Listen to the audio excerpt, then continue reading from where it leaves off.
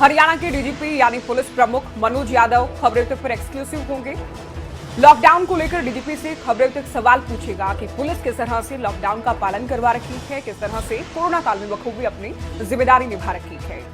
तो लापरवाहों से कैसे हरियाणा पुलिस निपटेगी, क्योंकि हरियाणा में एक हफ्ते का लॉकडाउन है और धारा 144 भी पूरे के प्रदेश में लगाई गई थी। इससे पहले नाइट कर्फ्यू का फैसला भी लिया गया था। कोरोना से जंग जीतने में पुलिस की रणनीति क्या है, तो पुलिस प्रशासन किस तरह से काम कर रहा है, आने वाले दिनों में किस तरह से काम किया जाएगा। इसके साथ ही आपको यह भी बता दें कि 440 इनोवा गाड़ियां जो कोरोना संक्रमित लोग हैं उनको अस्पतालों तक निःशुल्क ले जाने के लिए दे जाने की व्यवस्था हरियाणा की ओर से, हरियाणा पुलिस की ओर से की गई है। यानी हर एक जिले को निःशुल्क इनोवा गाड़ियां मिल सकेंगी। बेहतरीन ये पहल है, क्योंकि लोगों को बहुत सारी दिक्कतें आ रखी है स्वास्थ्य सुविधाओं से जुड़ी। ऐसे में हरियाणा पुलिस भी लगातार प्रयास ये कर रखी है कि बड़ी भूमिका अदा कर सके कोरोना के खिलाफ इस जंग में। तो देखिए, एक हफ्ते का लॉकडाउन लगाया गया है। हरियाणा पुलिस किस तरह से लॉकडाउन का पालन करवा रखी है, किस तरह से जो लोग लापरवाह हैं या फिर किसी भी बात को मानने को तैयार नहीं, किसी भी फैसले को सुनने को तैयार नहीं, उनसे निपटने के लिए हरियाणा पुलिस की रणनीति क्या है। क्योंकि सरकार जो फैसले ले, हरियाणा पुलिस की जिम्मेदारी जाहिर तौर पर हरियाणा में है कि उन फैसलों को, उन नियमों को, जो कानून है उनको सख्ती से लागू करवाया जाए। और ये बहुत जरूरी भी है, क्योंकि कोरोना कहर बरपा रहा है और हरियाणा में भी लगातार हर दिन में लगातार नए मामले सामने आ रहे हैं, संख्या बढ़ रही है।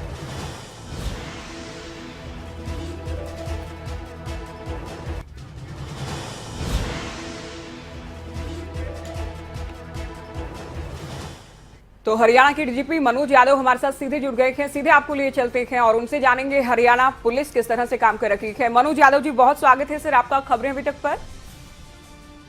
और सर, आपसे पहला सवाल यही रहेगा, क्योंकि देखिए सरकार भी लगातार प्रयास कर रही है और सरकार के साथ आप लोग भी कंधे से कंधा मिलाकर चल रहे हैं। सर, क्या कुछ रणनीति आप लोगों की है कोरोना काल में? किस तरह से हरियाणा पुलिस, जो कि सेवा सुरक्षा सहयोग का नारा देती है, किस तरह से लोगों की सेवा सुरक्षा सहयोग के लिए भूमिका अदा कर पा रही है?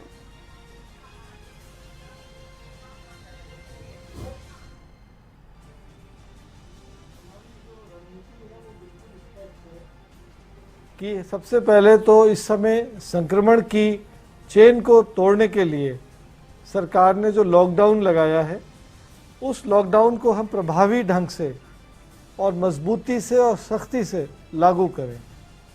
उसके लिए हम मास्क ना पहनने वालों के चालान युद्ध स्तर पे कर रहे हैं। अप्रैल में हमने 1,56,000 चालान किए लोगों के। जो लोग बिना किसी कारण के सिर्फ तफरी के लिए भीड़ बना के बाजार में घूम रहे हैं जी, उनके हमने 31 मुकदमे दर्ज करके 45 से अधिक लोगों को गिरफ्तार किया है पिछले 5 दिन में।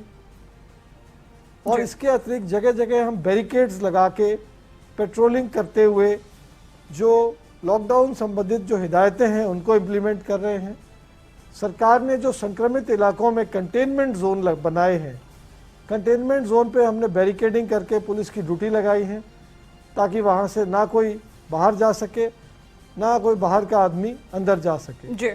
हमने लोगों की सुविधा के लिए एम्बुलेंस, जो पुलिस की गाड़ियाँ जो हमारे डायल 112 के लिए खरीदी गई थी, वो हमने उपलब्ध करा दी हैं सभी ज़िलों को, ताकि इस समय जो वसूली हो रही है आम जनों से एम्बुलेंस के मनमाने दामों से, उससे लोगों को राहत मिल सके।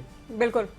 अच्छा मनोज यादव जी, जो इनोवा गाड़ी का आप जिक्र कर रहे थे सर, लोगों को अगर मदद लेनी है या उन तक पहुंचना है तो कौन सा नंबर डायल करें, ये भी आप हमारे दर्शकों को बताइएगा। और आपको क्या लगता है कितनी मदद इससे हो पाएगी संक्रमित लोगों को अस्पताल तक पहुंचाने में?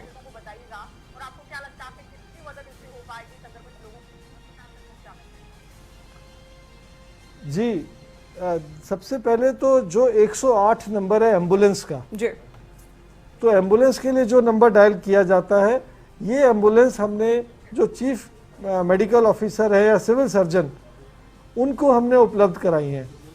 तो जो उनके पास कॉल आएंगी उसके ज़रिए दे सकते हैं। यदि कोई 100 नंबर पे 100 पे कॉल करेगा जी, तो उस व्यक्ति को भी हम लोग गाड़ी तुरंत उसके घर पे पहुंचेगी और उसको अस्पताल तक हम ले जाएंगे जी। बिल्कुल। तो खबरों के एडिटर नासिर कुरैशी भी हमारे साथ जुड़े हैं, जिससे आएंगे आपके पास। नासिर, 100 हरियाणा पुलिस जिस तरह से कोरोना काल में काम कर रखी है और मनोज यादव जी भी बता रखे हैं कि बेहतरीन रणनीति के साथ ये लोग चल रहे हैं, आपको क्या लगता है कि पुलिस की कितनी बड़ी भूमिका हो जाती है और ऐसी महामारी को लेकर? साथ ही मनोज यादव जी से आपका कोई सवाल? बिल्कुल ज्योति, अगर पुलिस की बात की जाए तो इस वक्त जो माहौल है पूरे देश में, इसमें तारीफ करनी होगी। और मनोज जी, बहुत शुक्रिया, आप हमारे साथ जुड़े हैं और जिस तरह से आप लोग काम कर रहे हैं उसके लिए जाहिर सी बात है कि पूरा सहयोग जनता का भी मिलना चाहिए।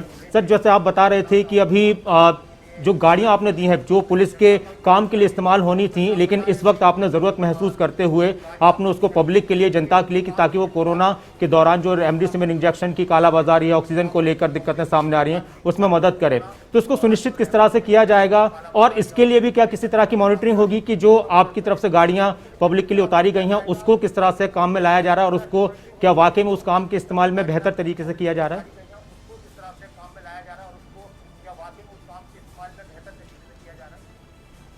हाँ, आपके दो सवाल हैं। पहला तो इस गाड़ियों की डेली रिपोर्ट जी, यूटिलाइजेशन की सभी एसपीज हमारे पास भेजेंगे। ये हमने क्या किया है कि इसको हमने डिस्ट्रिक्ट मजिस्ट्रेट और सीएमओ के डिस्पोजल पे दे दिया है जी। और उसका ये कारण ये है कि सीएमओ के पास एम्बुलेंस की कॉल तो सीएमओ के पास आएगी और जब उनकी एम्बुलेंस यदि कम पड़ रही है तो वो उसकी जगह हमारी गाड़ियों को इस्तेमाल करेंगे। जो पेशेंट ज़्यादा सीरियस नहीं है, जिनको ऑक्सीजन पे नहीं लेके आना, जो आराम से इनोवा में बैठ के आ सकते हैं, उनके लिए उन्हें केस बाय केसेस वो बताएंगे। जहाँ तक काला बाजारी का प्रश्न है, 25 अप्रैल 2021 को ही हमने 2 हेल्पलाइन नंबर जारी किए थे मीडिया में, सोशल मीडिया में, आपके माध्यम से, और हरियाणा के नागरिकों को कहा था कि कोई भी व्यक्ति यदि आपसे मनमाने दामों में ऑक्सीजन या कोई एसेंशियल मेडिसिन, रेमडेसिविर इत्यादि को मांगता है तो आप उसकी सूचना इस नंबर पे दे दें। हरियाणा की जागरूक जनता ने हमें लगभग 25 इनपुट दिए हैं पिछले 10 दिन में, और जिसमें उन्होंने हमें जो आदमी कालाबाजारी कर रहा है उसका फ़ोन नंबर, उसकी लोकेशन दी। तुरंत हमने एक डमी ग्राहक बना के पुलिसकर्मियों को भेजा, उसको घेरा, गिरफ्तार किया जी। अब तक हम दोनों चीज़ों के उसके लिए 25 से अधिक लोगों को गिरफ्तार कर चुके हैं, 25 व्यक्तियों को, और हमने 150 से अधिक रेमडेसिविर बरामद किए हैं और सैकड़ों सिलेंडर्स बरामद किए हैं। जी जी। मनोज जी, एक सवाल मेरा आपसे, एक बात मैं और बताना चाहूँगा आपको, जी, आप अपनी बात पूरी पुलिस का योगदान है जी, जी आप अपनी बात पूरी कीजिए सर। हाँ जी, कि जो इस समय ऑक्सीजन का मूवमेंट हो रहा है, आप खबरें देखते होंगे कि किसी हॉस्पिटल में 2 घंटे की ऑक्सीजन बची, किसी में 1 घंटे की बची। हर ऑक्सीजन का टैंकर इस वक्त पुलिस के सुपरविजन में भरा जा रहा है और पुलिस की गाड़ियां और पुलिसकर्मी हर टैंकर के साथ जा रहे हैं। और जो हमें उड़ीसा से टैंकर्स मिलेंगे उसके लिए भी फरीदाबाद के रेलवे यार्ड पे जो टैंकर्स की लोडिंग और अनलोडिंग रेलवे वैगन्स पे हो रही है वो भी पुलिस के सुपरविजन में हो रही है। और पुलिस इस समय अग्रणी पंक्ति में है। जो हमारे राज्य की लड़ाई है कोरोना एपिडेमिक से, हम प्रशासन और सरकार के साथ कंधे से कंधा मिला के अपनी जो कर्तव्य है उसको निभा रहे हैं। मनोज यादव जी, और बहुत बड़ी जिम्मेदारी आप लोगों के कंधों पर है सर। लॉकडाउन लगाया गया है हरियाणा में, सबसे बड़ी चुनौती आपको क्या लगती है पुलिस प्रमुख के नाते? लापरवाह लोग चुनौती है, जो कालाबाजारी है जीवन रक्षक दवाओं की, उसको लेकर आप लोगों के सामने चुनौती आ रही है कि बहुत सारी शिकायतें आ रही हो, या ऑक्सीजन आपूर्ति को लेकर जिस तरह की शिकायतें मिल रही है वो एक बड़े चैलेंज के तौर पर आप लोगों के सामने है?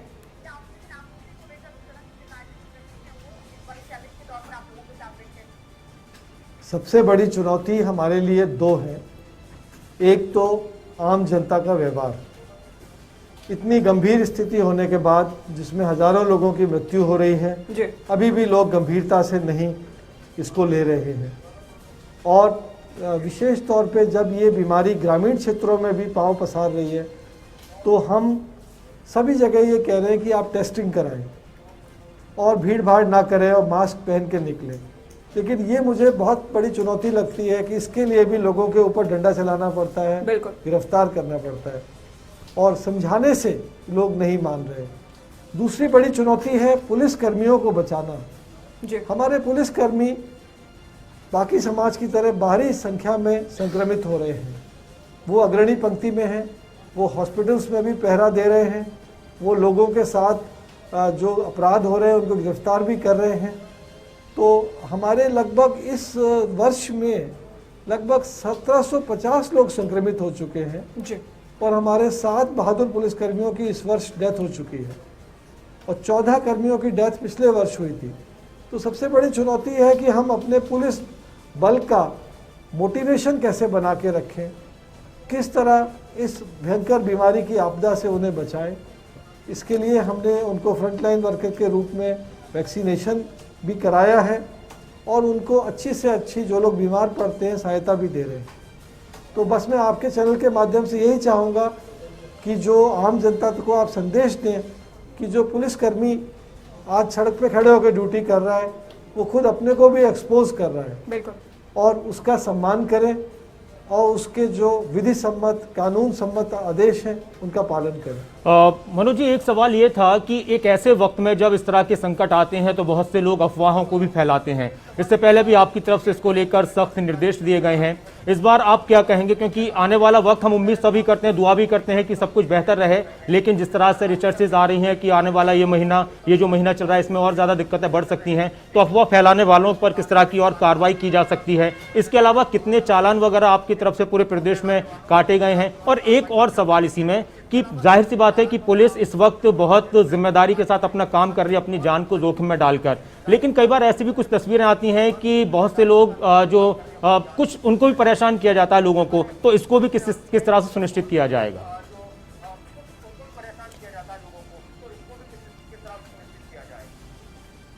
देखिए, पहली बात तो लोगों को परेशान करने का आपका अंतिम बिंदु मैं पहले लूँगा। हरियाणा पुलिस का हमने एक मानवीय चेहरा सामने रखा है जी। हो सकता है अन्य राज्यों से आपको लोगों को डंडे मारने की या किसी की रेड़ी गिराने की सूचना मिले। हरियाणा में हमने पिछले 1 वर्ष से लगातार कानून सम्मत कार्य किया है और विधि अनुसार लोगों को गिरफ्तार किया है और जो मानवीय संवेदना को हमेशा बरकरार रखा है। दूसरी बात रही कि लोगों का किस तरह से हमने चालान किया है, तो जैसे मास्क ना पहनने के चालान का आप उदाहरण ले लीजिए। हमने फरवरी के महीने में सिर्फ 12,000 चालान किए थे मास्क ना पहनने के, लेकिन मार्च में जब बीमारी का स्तर बढ़ना शुरू हुआ तो हमने सख्ती करते हुए मार्च के महीने में 8 गुना चालान काटे, 96,000 चालान काटे और अप्रैल में 1,53,000। यानी स्थिति की गंभीरता को देखते हुए पुलिस अपनी भूमिका को और से और अधिक सक्रिय करती जा रही है। लॉकडाउन लगने के बाद हमने परसों शाम तक हमने 31 मुकदमे दर्ज किए थे और 45 लोगों को लॉकडाउन का उल्लंघन करने के लिए धारा 188 CRPC और नेशनल डिजास्टर मैनेजमेंट एक्ट के प्रावधानों के तहत गिरफ्तार किया था। तो हमारी जो शक्ति है वो कानून है और हम कानून के मुताबिक जो लोग कानून को तोड़ेंगे हम कार्रवाई करेंगे। अफवाहें फैलाने वालों के बारे में मैं कहता हूं कि अफवाहें फैलाने वाले देश के दुश्मन हैं और इस वक्त सोशल मीडिया की एक इतनी बड़ी पावर मिल गई है कि मैं सभी से अपील करूंगा कि उसको जिम्मेदारी के साथ उस पावर को एक्सरसाइज करें और अनवेरीफाइड न्यूज़ को ना भेजें। बहुत सी वेबसाइट्स हैं जैसे altnews.com जिसमें आप न्यूज़ को वेरीफाई कर सकते हैं। बहुत से टीवी चैनल्स भी ये सुविधा दे रहे हैं, न्यूज़ चैनल, कि आप उनसे पूछें वो बता देंगे कि ये खबर सही है गलत है।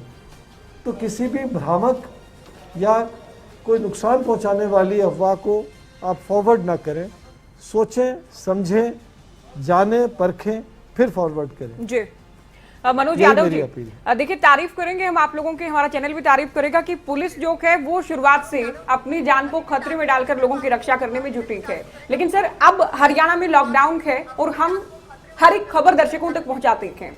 कुछ जिलों से वो तस्वीरें भी सामने आ रही हैं कि लोग गैर जरूरी घरों से निकल रहे हैं, गैर जरूरी दुकानें भी खोली जा रही हैं और पुलिस उतना सख्ती से पेश नहीं आ रही।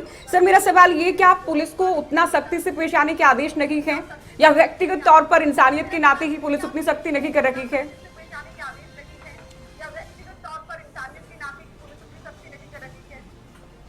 नहीं, मैं आपको एक चीज़ क्लैरिफाई करना चाहूँगा कि आज जब हम सड़कों पे भीड़ को देखते हैं तो हम इसे पिछले वर्ष के जो मार्च अप्रैल के लॉकडाउन से तुलना करते हैं।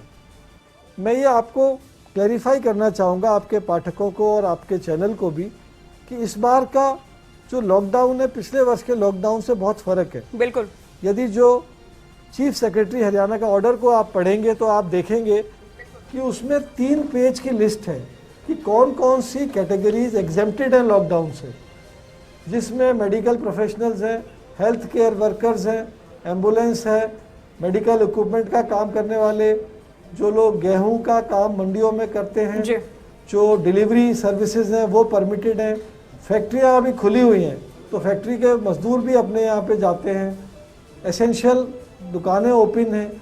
तो इस समय आपको लोग तो सड़क पे हर समय नज़र आएंगे, क्योंकि बहुत सी कैटेगरीज को सरकार ने ही खोलने की इजाज़त दे रखी है। हमारा काम ये है कि हम जो लोग सड़कों पे हैं वो देखते हैं कि उनके पास ई पास है या नहीं है, क्या उनके पास आईडी कार्ड है उस सरकारी विभाग का जिस विभाग से वो काम करते हैं। तो इसलिए मेरा एक चीज़ मेरी आपसे रिक्वेस्ट है कि लोग नज़र आएंगे।